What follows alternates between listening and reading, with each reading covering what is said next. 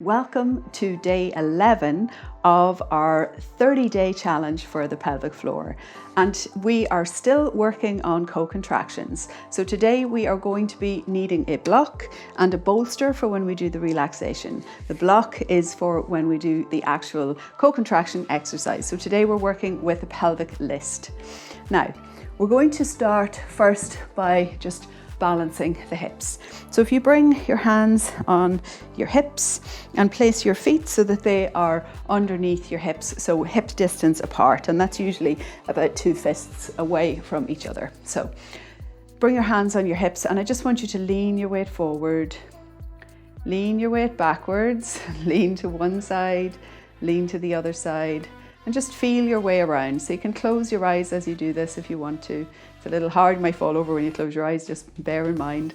You're looking for your balance, you're looking for that center of gravity somewhere in the middle. So once you find that, we're going to work on taking the weight to one side and lifting the hip.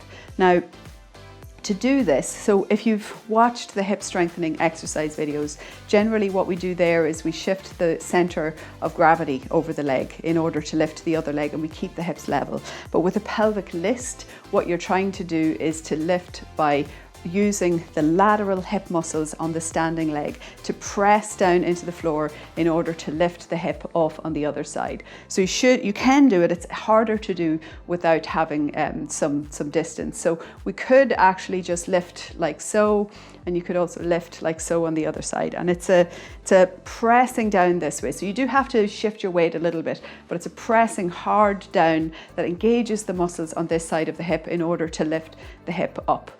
And that's what we're going to be doing. To make it just a little bit easier, we're going to do it with a block. So if you have any issues with balance, I suggest that you do it against a wall so that you have something to balance on, or you can put a chair so that you have something to hold on to. What we're going to do is we're going to bring one foot onto the block. We're going to start with the hips level, and then we're going to come up so that the hips remain level. But then we're going to use the strength on this side to hike the hip up. So you see one is up and one is down. And then we're going to use the strength on that side to bring the hip down. So we're going up and down, up and down, and you're going to feel quite a lot of contraction on the side of the body when you do this. Now, we're not just doing this by itself, we're actually going to get our pelvic floor contraction so that we have co-contraction while we're doing this. So take your RPE4, start by placing your foot on the bolster, taking support of a wall or a chair if you need it. Or otherwise you can just place your hands on your hips. You're going to come up and have both hips level, and then we're going to take your co-contraction. So keep the co-contraction, don't drop it throughout this. And then you're going to contract by sending the energy down that way and hiking up this hip, and then you're going to go the opposite way. So we're trying to feel the muscles on this side activate. So you're using the hip to make this motion where you're going up and down, and all the while you have your RPE4. We're going to do 2 more, 1 and down, and 2 and down. All right, coming down. That's not easy. Let go of your pelvic floor contraction, give everything a little shake. And we're going to go for the other side. So listing is very important for when you're, say for example, walking up or downhill. The imbalance that you can get, say let's say you go for a hike and you're walking on ground that isn't very level, then these are very important movements for your hips to be able to make. So you need the muscles to be able to take the hips up and down. You also need the lengthening of the tissues when you shift your hips in any direction. So these are all very important movements. Place the foot. We're going to do this again.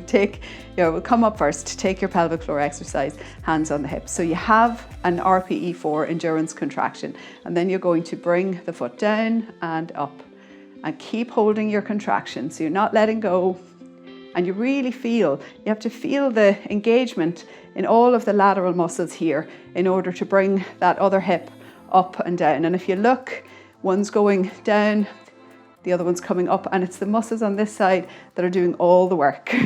Okay, 1 more and release. Okay, give everything a little shake. We're gonna do one more round of these. And that's all we're gonna do from a strengthening perspective for today. Really focus on holding the pelvic floor contraction. So let's come up, let's take our contraction. We're going to do 5 rounds of this, of going up and down. So take your pelvic floor contraction, hands on your hips, and then we're gonna come for 1, up and down, 2, 3, keep holding your pelvic floor, 4, 5, and 6. Okay, we did 6. Okay, we can do 6 on the other side as well. You know, yoga teachers can't count, right? It's like, it's not in our nature to be able to count. We're supposed to forget what number we're on and make you do lots more reps. That's what we're taught in yoga school. Okay, so start with hips balanced, and then we're going to go down and up for 1, 2, hold your pelvic floor contraction, 3, don't lose it, 4, keep going, 5, come on, 1 more, 6, there we go. All right, so you can just move your little block out of the way, give everything a little shake, everything a little wiggle, and then we're going to come down for our relaxation portion. So this is a really nice relaxation when you've been working the lateral hip. We're going to do a twist. So we're going to start on one side and then come to the other. For the purpose of demonstration, I'll move the bolster to the opposite side when doing the other side of the twist. But for you, you can just turn your body to the other side. And it is good to have a bolster or some other sort of comfortable, maybe a rolled up quilt thing to lie on. So for this, you can start, I'm going to start sideways.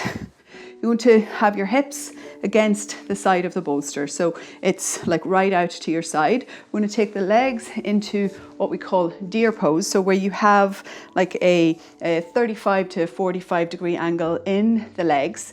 Then we're going to bring the hands around and we're going to lift the body up. So lift the rib cage away from the hips, and we're going to bring the stomach down onto the bolster.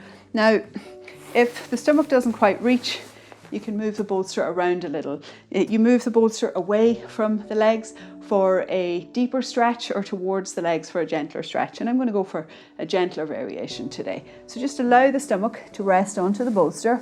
Allow the hands to rest out. We're only going to do 2.5 minutes.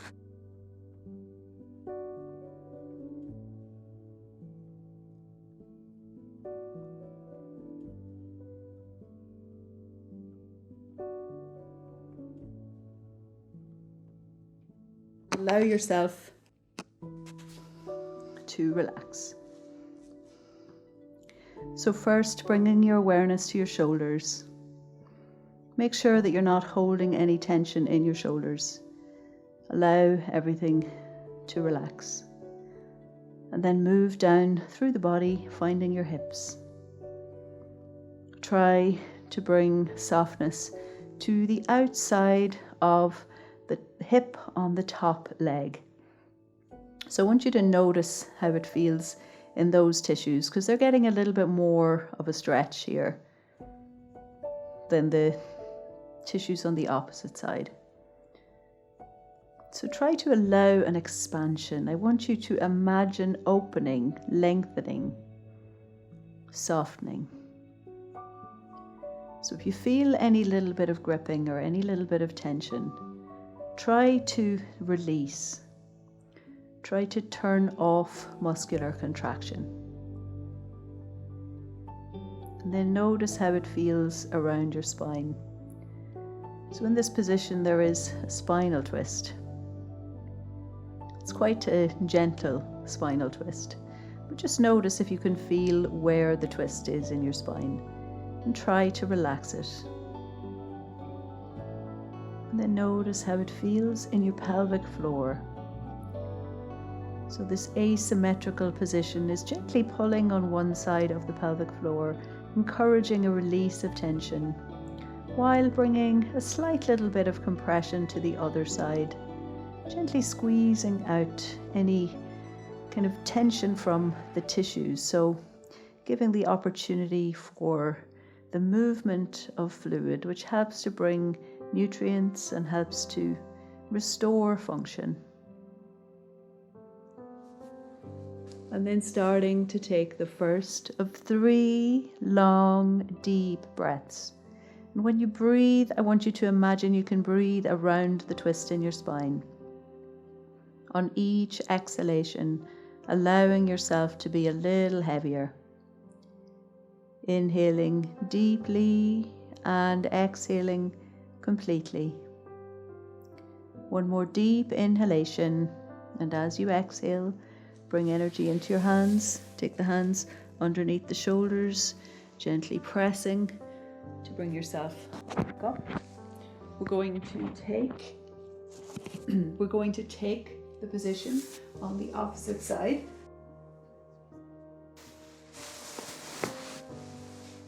So again, we bring the hips right up against the bolster. We take the legs into the deer pose. We turn to face the bolster. We allow the stomach to rest down onto the bolster, and then we rest the body for 2.5 minutes.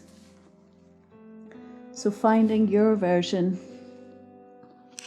of this pose, allowing yourself to become heavy on the bolster, noticing the difference in the twist on this side versus the other side.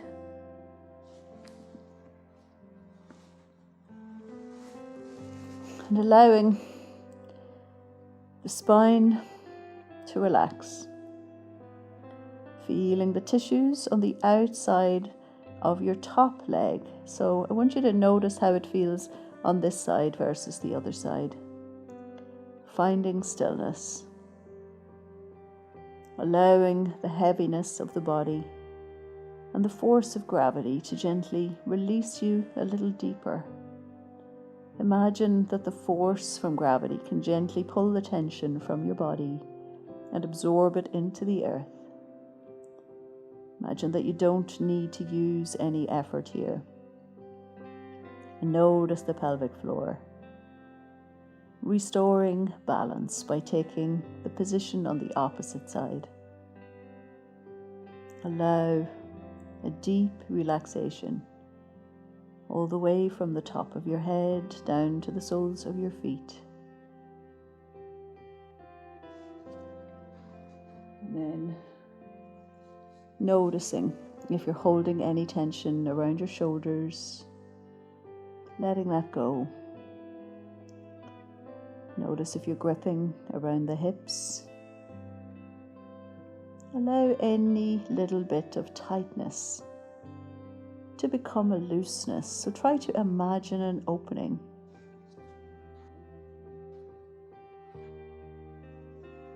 And then starting to take the first of 3 long, deep breaths. Allow a deep expansion through the back side of the body as you inhale. And as you exhale, allowing the weight of your body to become heavier. Inhaling deeply and exhaling completely. And then bring some energy back into your hands, taking the hands underneath the shoulders, gently pressing into the hands to come back up.